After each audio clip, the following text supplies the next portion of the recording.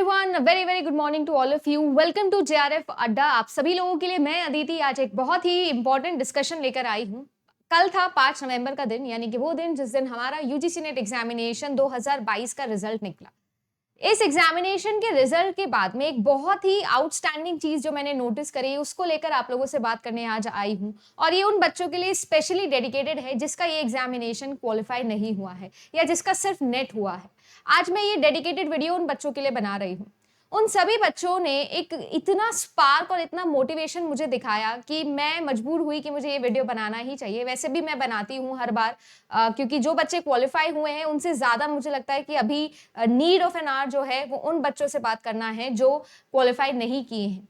और यही चीज लेकर आज मैं आई हूं। बट जो पिछले सालों के ट्रेंड से मैंने डिफरेंट देखा वो ये देखा कि ज्यादातर बच्चे जिनका क्वालिफाई नहीं है वो ज्यादातर एक्टिवेटेड है और वो ये पूछने की कोशिश करते हैं कि अब आगे क्या। क्योंकि उन सब लोगों को समझ में आ रहा है कि जिस हिसाब से एनटीए चल रहा है बहुत जल्दी अगली नोटिफिकेशन आपके सामने रहेगी। और आज उसी को लेकर मैं बात करने वाली हूँ। हो सकता है आप सभी लोगों ने इस एग्जामिनेशन के लिए बहुत मेहनत करी हो सकता है कि आपने बहुत सारी चीजों को सैक्रिफाइस करके इस चीज के लिए बहुत ही ज्यादा ऑनेस्ट एफर्ट्स डाले हों, बट फिर भी आप लोगों का एग्जामिनेशन ये क्वालिफाई नहीं हुआ। बट मुझे ऐसा लगता है कि ये जो बहुत ही क्लीशे सा डायलॉग है कि कोई फर्क नहीं पड़ता, आपने जो मेहनत करी है वो फर्क पड़ता है, एग्जाम तो सिर्फ एक दिन है, वो एक दिन डिसाइड नहीं कर सकता कि क्या हुआ क्या नहीं हुआ। बट अगर देखा जाए तो ये चीज 90% सही ही है। बट 10% कहीं ना कहीं जब नहीं होता सिलेक्शन तो वो एम्पैथी मैं फील कर सकती हूँ, क्योंकि ऑब्वियसली वो फेलियर हम सब ने फेस किया है, मैंने भी फेस किया है, आपने भी फेस किया है। वो 0.3 नंबर से रह जाना, ऐसे बहुत सारे स्टूडेंट हैं जिनके 200 पे जेआरएफ हुआ है और 198 नंबर आए हैं, या 3 परसेंटाइल से रह जाना। ऐसे तो 2 मेरे स्टूडेंट्स हैं जिनसे मैंने कल रात में बात भी करी, और ऐसे बहुत सारे स्टूडेंट्स होंगे जो शायद इतने कम मार्जिन से रह गए होंगे।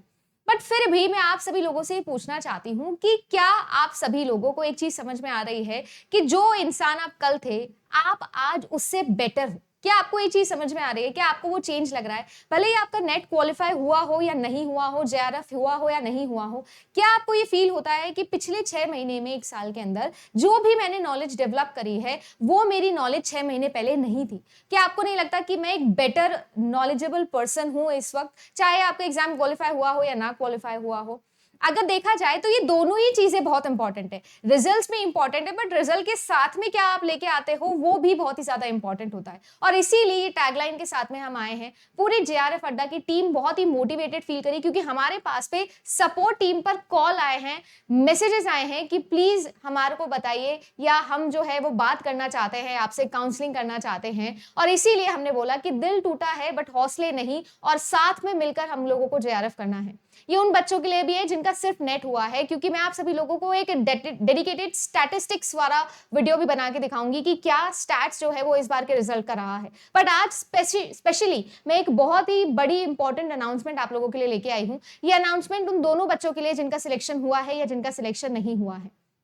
उससे पहले मैं आप सभी लोगों को बस एक चीज बताना चाहती हूँ कि एक बहुत इंपॉर्टेंट मोटिवेशन जो होता है वो इंट्रिंसिक मोटिवेशन होता है। एक्सटेंसिकली मैं या कोई भी टीचर या कोई भी आपके पेरेंट, आपके बड़े भाई बहन, कोई भी आपको आके जो है वो सपोर्ट इस वक्त कर सकता है, आपको मोटिवेट कर सकता है, आपको बता सकता है। कुछ लोग आएंगे जो आपको डिस्करेज भी करेंगे, आपको बताएंगे कि अरे यार तुमने क्या ही किया, तुमने 6 महीने तैयारी करी, 1 साल की, 2 साल तैयारी करी, और क्या है तुम्हारे पास में, राइट। बट ये सारी चीजें जो है वो अगर आप लोग थोड़ा साइडलाइन करो और इंट्रिंसिक मोटिवेशन पर ध्यान दो, स्पेशली उन बच्चों को जिनका कल रात को मेरे पास में कॉल आया, उन सब लोगों को मैं ये बताना चाहती हूँ कि वो एक इंट्रिंसिक मोटिवेशन जो आपके अंदर अभी आ गया है, that is making you a different person.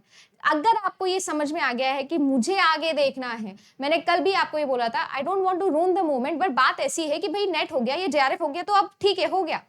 मैं इसी टाइप की स्टूडेंट रही हूँ, जो चीज हमें मिल गई है ठीक है, अच्छी बात है, मिल गई है, we are very happy. But अब हमें आगे का देखना होगा। हमारा नेक्स्ट स्टेप है असिस्टेंट प्रोफेसर या पीएचडी एंट्रेंस लेना, जॉब लेना, वो हमारा नेक्स्ट मोटिवेशन होना चाहिए और उसी की तरफ हमको ड्राइव करना है। क्योंकि जैसा मैं बार बार आपको बोल रही हूँ, 2023 टीचिंग फैकल्टी के तौर पर अगर देखा जाए तो इस मुझे लगता है कि पिछले 10 साल का सबसे बेहतरीन ईयर आपके लिए होने वाला है। 21% से ज्यादा वैकेंसीज आप लोगों के सामने आने वाली है, जो आ भी चुकी हैं। और धीरे धीरे सभी एग्जामिनेशंस होंगे जो कि सेट से ओरिएंटेड होंगे, असिस्टेंट प्रोफेसर से ओरिएंटेड होंगे, पीएचडी एंट्रेंस से ओरिएंटेड होंगे। ये सारे के सारे एग्जाम आप ही सभी लोगों के लिए बने हैं, क्योंकि आपने नेट का सिलेबस पढ़ा है। तो आप सभी लोगों के लिए निराश होने वाला कोई भी मोमेंट यहाँ पर नहीं होना चाहिए। आई टोटली अंडरस्टैंड, मुझे एम्पैथी है कि आप सभी लोगों को कैसा फील हो रहा होगा, क्योंकि हम सब लोग लाइफ में कभी ना कभी फेल हुए हैं ना, होते ही हैं, राइट। बहुत कम बार ही हम सक्सेस होते हैं और वो सक्सेस हमको जीवन भर याद रहती है, बट आप ये नहीं समझते हो कि वो सक्सेस के पीछे की जो स्ट्रगल स्टोरी है वो बहुत ही डिफरेंट होती है। आप सभी लोग जिन्होंने इस बारी जेआरएफ क्वालिफाई किया है या नेट क्वालिफाई किया है, ये इस बात की आपको गारंटी नहीं देता कि आप एक अच्छे टीचर बन गए हो, एक अच्छे असिस्टेंट प्रोफेसर बनने वाले हो। और आपका नेट नहीं हुआ है इसका मतलब ये नहीं कि आप एक अच्छे असिस्टेंट प्रोफेसर नहीं बन सकते। हाँ बिल्कुल, आपको मेहनत करनी चाहिए, नेट नहीं तो सेट निकालना चाहिए और उसके बाद में असिस्टेंट प्रोफेसर की मिनिमम एलिजिबिलिटी हासिल करने के बाद आपको उन एग्जाम्स को फाइट करना चाहिए, क्योंकि at the end of the day तो हमारा अल्टीमेट गोल क्या है, हमारा ड्रीम क्या है, असिस्टेंट प्रोफेसर बनना। तो उसके लिए और भी बहुत सारे तरीके हैं और आपके पास में आने वाले 2 से 3 महीने के अंदर आप देखने वाले हो कि बहुत बड़ा नोटिफिकेशन दोबारा से आपके सामने आएगा। बियॉन्ड दैट मैं ज्यादातर मोटिवेशनल वीडियोस नहीं बनाती हूं, बट अगर बच्चे मुझे पुश करते हैं और वो चाहते हैं कि मैं उन्हें ये बात करूं, क्योंकि कभी कभी बस आपको कोई चाहिए होता है बोलने के लिए, आपको किसी की बात सुन के ही अच्छा लगता है, तो उनके लिए मैं शेयर करती हूँ, क्योंकि मैं बहुत इंट्रिंसिकली मोटिवेटेड इंसान हूँ। सेल्फ स्टडी या खुद का मोटिवेशन ये मेरे लिए बहुत ही ज्यादा इंपॉर्टेंट रहता है। भले मैंने कितनी भी कोचिंग ज्वाइन करी हो, बट मुझे ऐसा लगता है कि जो अपने आप से बातें मैं करती हूँ वो मेरे लिए सबसे ज्यादा इंपॉर्टेंट होती है, वो सबसे ज्यादा प्रायोरिटी पे होनी चाहिए। तो मैं आप लोगों से 2 मेरे बहुत ही इंपॉर्टेंट और पर्सनल कोट्स है जो शेयर कर सकती हूँ इस मोमेंट पे, जो मैं आप लोगों को बताती हूँ, क्योंकि आई थिंक एक ऐसा इंसान जिसको पूरी दुनिया इस वक्त आइडलाइज करती है, हम सब लोग जो है बहुत रिस्पेक्ट करते हैं सर की, और मुझे ऐसा लगता है कि दुनिया के बेस्ट टीचर रहे हैं, इनसे better human being teacher scientist आपने शायद ही कभी देखा होगा। तो इनके 2 बहुत ही अमेजिंग कोट है कि ये हमेशा ऐसे बोलते थे that you have to accept your past without the regret, handle your present with confidence and face your future without fear. ये बहुत ही इंपॉर्टेंट कोट है जो मैं हमेशा अपने साथ में रखती भी हूँ, क्योंकि ये एक ऐसी चीज है जो आपको बताता है कि जो हो चुका है उसको लेकर खुश या दुखी होने का कोई सेंस नहीं है। जो इस वक्त आप लोग सोच रहे हो कि कल होने वाला है, उसको सोचने पर भी आपका कोई भी काबू नहीं है, आप कुछ नहीं कर सकते उसको लेकर। बट एक चीज है जो आपके सामने अभी है, वो है आपका प्रेजेंट। आप उस सिचुएशन को, उस रियलिटी को एक्सेप्ट करो, कॉन्फिडेंट रहो, चाहे कुछ भी हुआ हो, क्योंकि आपको पता है कि अगर आपने आज ये टाइम मिस कर दिया, ये मोमेंट मिस कर दिया, तो शायद कल भी वही होगा जो आज आपके साथ में हो रहा है, राइट। तो इसीलिए कहते हैं कि जो होना था या जो हुआ है, अच्छी बात है, बुरी बात है, जो भी है वो एक्सेप्ट करिए, मूव ऑन करिए, अपने प्रेजेंट पर फोकस करिए, because that can only improve your future. इसके अलावा और कोई तरीका नहीं, ऐसा कुछ नहीं होने वाला है कि ऐसा कुछ चुटकी बजा के थानोस आपकी दुनिया बदल देगा या ऐसा कुछ होने वाला है, ऐसा तो कुछ भी नहीं होने वाला है, ठीक है ना। अपने ऊपर ध्यान दीजिए, अपने आप को एक बेटर पर्सन बनाने के ऊपर ध्यान देते हैं, मेहनत करते हैं, और मैं बहुत खुश भी हूँ कि बहुत सारे बच्चे इस तरफ इंक्लाइंड है। और जिस मोटिव से मैंने ये चैनल ओपन किया था, एस्पायरिंग टू इंस्पायर का नाम दिया था, लर्निंग सिस्टम पे बात करी थी, मैं खुश हूँ कि हम वो बना पा रहे हैं। भले ही 1 लाख 2 लाख 3 लाख लोग नहीं होंगे, भले ही 100 बच्चे हैं, बट वो 100 बच्चे ये चीज समझ रहे हैं कि हम लर्निंग सिस्टम के ऊपर काम कर रहे हैं।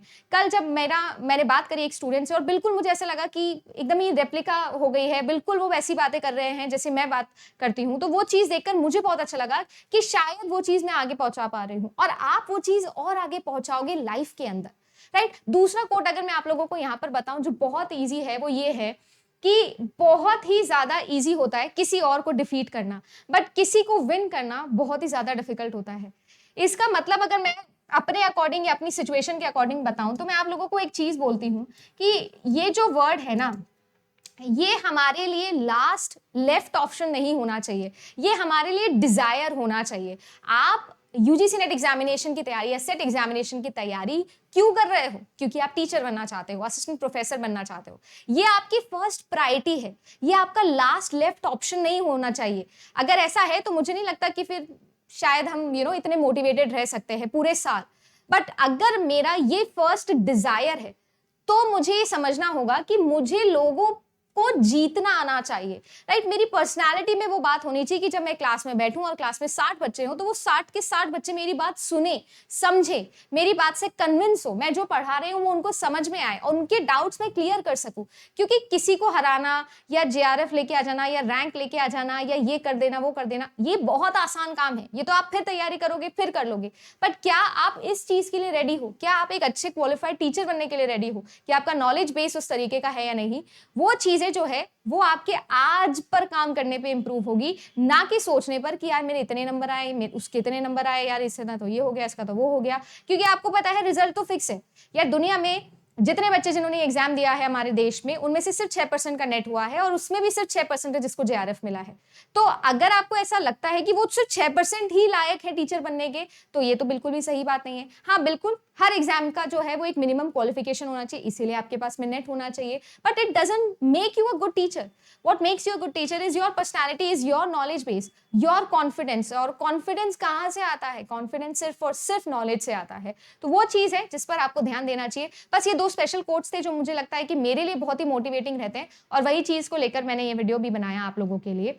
अब मैं गुड न्यूज आप लोगों से शेयर कर देती हूँ, जिसके लिए मुझे लगता है कि आप सभी लोग ये वीडियो देख रहे होंगे। तो गुड न्यूज ये है कि जैसा मैंने प्रॉमिस किया भी था आप लोगों से कि जैसे ही आप लोगों का रिजल्ट आएगा, हम स्कॉलरशिप बेसिस पर बच्चों को डिस्काउंट देना स्टार्ट करेंगे। जितने भी बच्चे हैं जिनका नेट क्वालिफाई नहीं हुआ है या जिनका ओनली नेट क्वालिफाई हुआ है, और जो बच्चे जिनका जेआरएफ क्वालिफाई हो गया है बट उनको ऐसा लगता है कि मुझे असिस्टेंट प्रोफेसर की तैयारी करनी है, तो इन सब का अल्टीमेट एक ही तरीका है, जो क्या है? आपके सब्जेक्ट को इंप्रूव करना। राइट? तो आपका सब्जेक्ट जो है वो बहुत इंपॉर्टेंट है और उस पर आपको काम करना होगा। अगर आपने अभी तैयारी छोड़ दी तो मुझे ऐसा लगता है कि हमसे बड़ा बेवकूफ कोई नहीं है, क्योंकि अभी तो सारी वैकेंसी आना स्टार्ट होगी, चाहे वो आपके राजस्थान की हो, चाहे वो आपकी अभी निकली है हरियाणा की हो, चाहे वो आपकी यूपी की हो, चाहे तमिलनाडु की हो, चाहे आपकी हिमाचल की हो। जितने भी वैकेंसीज हैं सारी की सारी निकलने वाली है। तो ये टाइम बिल्कुल भी नहीं है रिलैक्स करने का, स्टेप डाउन करने का। ये टाइम सेलिब्रेट कर लिया, ठीक है, हो गया सेलिब्रेशन, अब काम पे लग जाओ। We need to talk to business now. अब हमको काम पे वापस लगना है, अपना काम समझना है, अपना नेक्स्ट गोल ढूंढ लेना है जल्द से जल्द, क्योंकि ये टाइम बहुत ही ज्यादा पेक्युलर टाइम होने वाला है। यहाँ पर या तो आप बिल्कुल रिलैक्सिंग मोड में चले जाओगे और या आप बिल्कुल ही ज्यादा काम वाले मोड में आ जाओगे। तो मैं बस पुश करना चाहती हूँ कि हम वो काम वाले मोड में आ जाए, क्योंकि यहाँ पे रिलैक्स हो गए ना तो 6 महीने कब चले जाएंगे आपको पता भी नहीं चलेगा। ये मैं आपको जेन्युइन बता रही हूँ, एक्सपीरियंस से बता रही हूँ। तो इसीलिए आप सभी लोगों के लिए एक कोड हमने जनरेट किया है। अगर आपको ऐसा लगता है कि आप हमारे साथ में आगे जाना चाहते हो, जितने भी बच्चे थे जिन्होंने मुझे कल रात में मैसेज किया और पूछा कि मैम हम आज ले क्या, और मैंने आपको होल्ड इसीलिए किया था क्योंकि कल सुबह मैं ये अनाउंस करने वाली थी कि एम 10 ये आपका कोड है जो आप लगाओगे और आपको एडिशनल 10% डिस्काउंट मिलेगा। 55% डिस्काउंट ऑलरेडी जो है वो आप लोगों को मैंने दे दिया था, और अब एडिशनल 10% डिस्काउंट है जो आपको मिल रहा है। 5,000 के अंदर अंदर आपका जो पेपर 1 है और पेपर 2 हम करवा देंगे। राइट? तो आप लोगों को बस उसी तरीके से मेहनत करनी है। आपको पता है सब्जेक्ट्स कौन कौन से हैं, आपको ये भी पता है कि मैं क्या पढ़ाऊंगी, बाकी टीचर्स क्या पढ़ाएंगे। आपके पास में सारा स्केड्यूल्ड ऑन टाइम आपके ईमेल पर आ जाएगा। तो तैयारी करनी है तो तमीज से करनी है और बिल्कुल आज ही से स्टार्ट कर देनी है। होपफुली आप सभी लोगों को ये चीज समझ में आई होगी। ये जो मोटिवेशन है जो नीचे चला जाता है ना बार बार, इसको नीचे ना जाने देने का एक ही तरीका है, इंट्रिंसिक मोटिवेशन डेवलप करना स्टार्ट करो। मैं आपको मोटिवेट करूंगी, आप 1 घंटे के लिए मोटिवेटेड रहोगे और फिर उसके बाद में भूल जाओगे, फुस हो जाएगी वो सारी एनर्जी। इसीलिए अपने अंदर अपने आप से ऑनेस्ट रहना, अपने आप से बात करना शुरू करो, सेल्फ मेड बनने की कोशिश करो। Do not be dependent on any other thing. आपको ऐसा लगता है कि हाँ यार मेरी पर्सनैलिटी डेवलपमेंट जहां हो रही है वहां जाके पढ़ो, मैं बिल्कुल नहीं कहूंगी कि मेरे साथ आओ या उसके साथ जाओ। आपको जहां लगता है कि आपकी पर्सनैलिटी डेवलपमेंट हो रहा है वहां जाओ, because at the end of the day तो आपकी पर्सनैलिटी, आपका नॉलेज बेस ही काम आएगा, कोई और चीज काम नहीं आएगी। बाकी जो बच्चे लगते हैं जिनको कि एटम बैच के साथ में उनको काम करना है तो वो ज्वाइन कर सकते हैं। फिलहाल के लिए बस इतना ही। Thank you so much, good luck. जितने भी बच्चे हैं जिनका सिलेक्शन हुआ हो या ना हुआ हो, इट डजंट मैटर, कल से एक नई शुरुआत करिए। आपके लिए बहुत सारी अपॉर्चुनिटीज है जो आने वाली है। Good luck.